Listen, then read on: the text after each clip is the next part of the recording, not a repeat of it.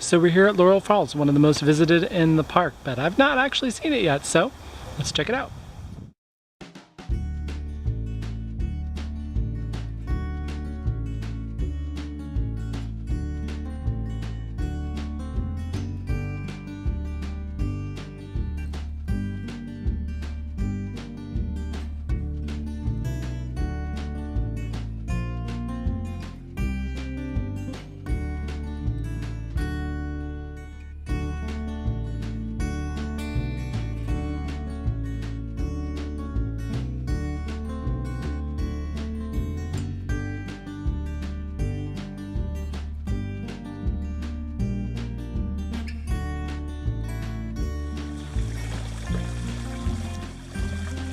Along the side of the trail there was a little cutout where you could see the water flowing from the soil and the rocks right out onto the trail. There's been a lot of rain recently, and really water is the lifeblood of these mountains.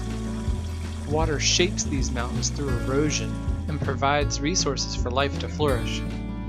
This water will eventually make it to little streams and rivers and even out to the ocean.